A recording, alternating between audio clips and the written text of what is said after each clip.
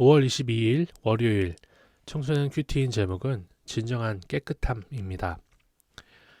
여호와께서 모세에게 말씀하여 이르시되 나병 환자가 정결하게 되는 날에 규례는 이러하니 곧 그 사람을 제사장에게로 데려갈 것이요 제사장은 진영에서 나가 진찰할지니 그 환자에게 있던 나병 환부가 나았으면 제사장은 그 정결함을 받은 자를 위하여 명령하여 살아있는 정결한 새 2마리와 백향목 홍색실과 우슬초를 가져오게 하고 제사장은 또 명령하여 그 새 하나는 흐르는 물 위에 질그릇 안에서 잡게 하고 또 다른 새는 산채로 가져다가 백향목과 홍색실과 우슬초와 함께 가져다가 흐르는 물 위에서 잡은 새의 피를 찍어 나병에서 정결함을 받은 자에게 7번 뿌려 정하다 하고 그 살아있는 새는 들에 놓을지며 정결함을 받은 자는 그의 옷을 빨고 모든 털을 밀고 물로 몸을 씻을 것이라. 그리하면 정하리니 그 후에 진영에 들어올 것이나 자기 장막 밖에 이레를 머물 것이요 7째 날에 그는 모든 털을 밀되 머리털과 수염과 눈썹을 다 밀고 그의 옷을 빨고 몸을 물에 씻을 것이라. 그리하면 정하리라. 당시 나병 환자는 부정하게 여겼기 때문에 사람들과 격리되어 이스라엘 진영 밖에서 생활해야 했죠.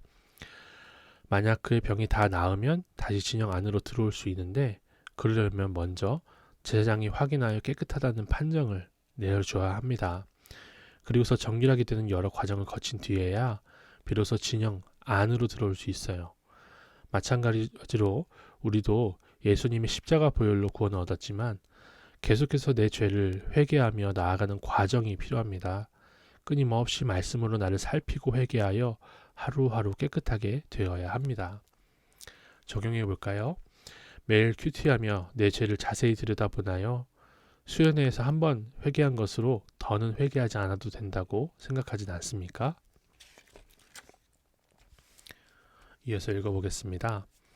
8째 날에 그는 흠없는 어린 순양 2마리와 1년 된 흠없는 어린 양 1마리와 또 고운 가루 10분의 3에바의 기름 섞은 소재물과 기름 1록을 취할 것이요 정결하게 하는 제사장은 정결함을 받을 자와 그 물건들을 회막문 여호와 앞에 두고 어린 순양 1마리를 가져다가 기름 1록과 어울러 속건제로 드리되 여호와 앞에 흔들어 요제를 삼고 그 어린 순양은 거룩한 장소 곧 속죄제와 번제물 잡는 곳에서 잡을 것이며 속건 제물은 속죄의 제물과 마찬가지로 제사장에게 돌리지니 이는 지극히 거룩한 것이니라. 제사장은 그 속죄 제물의 피를 취하여 정결함을 받을 자의 오른쪽 귓부리와 오른쪽 엄지 손가락과 오른쪽 엄지 발가락에 바를 것이요 제사장은 또 그 한 록에 기름을 취하여 자기의 왼쪽 손바닥에 따르고 오른쪽 손가락으로 왼쪽 손에 기름을 찍어 그 손가락으로 그것을 여호와 앞에 7번 뿌릴 것이요 손에 남은 기름은 제사장이 정결함을 받을 자의 오른쪽 귓부리와 오른쪽 엄지 손가락과 오른쪽 엄지 발가락 곧 속건 제물의 피 위에 바를 것이며 아직도 그 손에 남은 기름은 제사장이 그 정결함을 받는 자의 머리에 바르고 제사장은 여호와 앞에서 그를 위하여 속죄하고 또 제사장은 속죄제를 드려 그 부정함으로 말미암아 정결함을 받을 자를 위하여 속죄하고 그 후에 번제물을 잡을 것이요 제사장은 그 번제와 소제를 제단에 드려 그를 위하여 속죄할 것이라. 그리하면 그가 정결하리라. 나병이 다 나은 사람은 진영에 들어와서도 장막 밖에서 7일 동안 머물다가 다시 모든 털을 밀고 옷을 빨고 몸을 씻은 뒤 8일째 곡식과 흠없는 제물로 속건제를 드려야 합니다. 나병이 나았다고 판단하는 것은 제사장이지만 하나님 앞에 회개하는 예배를 통해 진정한 깨끗함을 얻는 것입니다. 우리 죄를 씻어주시는 분은 오직 하나님뿐이십니다. 내가 사람에게 죄를 고백한다고 죄가 없어지는 것이 아니라 예배를 통해 하나님께 용서받을 때 비로소 죄에서 놓여 정결하게 됩니다. 하나님은 예배를 통해 나를 정결하다고 말씀해 주세요. 적용해 보세요. 예배를 통해 내 죄를 회개하고 하나님 앞에서 정결함을 회복하나요? 그저 시간만 보내다가 예배 끝나자마자 놀러 가진 않나요? 오늘 큐티 묵상 간증은 어색한 사이라는 제목으로 고2 학생이 간증해 주셨네요. 작년에 저는 독감에 걸려 한동안 학교에 나가지 못했어요. 그때 가급한 친구가 저에게 문자를 보내면서 걱정해 주었는데, 그러면서 우리 반에 좋아하는 사람이 있냐고 물어봤습니다. 저와 친해지고 싶어서 그런가 보다 하여 솔직하게 제가 좋아하는 사람을 말해줬는데, 나중에 저와 친한 다른 반 친구가 너희 반 친구들이 너를 이용하고 있어 라고 말했습니다.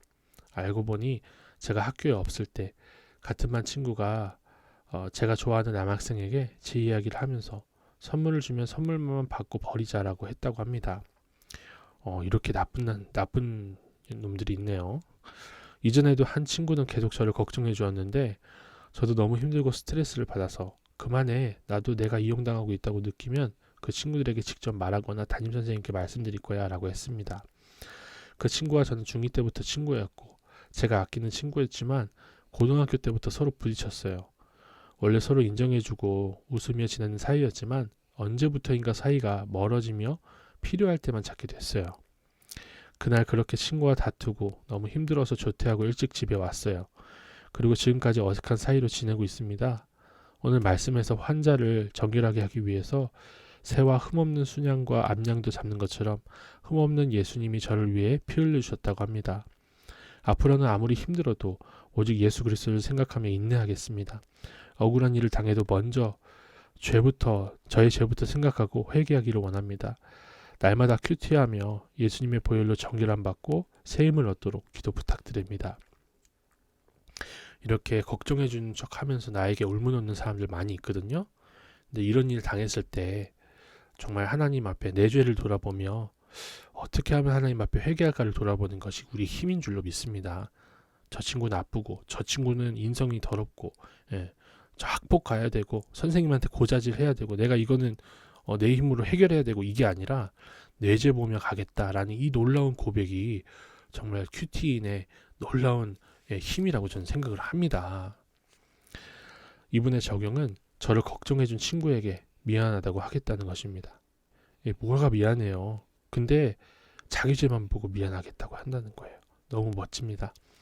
학교에서 친구들과 힘든 일이 생기면 그날 큐티 말씀을 생각하겠습니다. 기도드리겠습니다. 죄 많은 저를 용서해 주시고 정결하다 말씀해 주셔서 감사드립니다. 수련회에서 눈물로 회개한 것으로 그치지 말고 주일마다 온전히 예배드리고 매일 큐티하며 늘 저의 죄를 회개하길 원합니다. 예수님의 이름으로 기도드립니다. 아멘.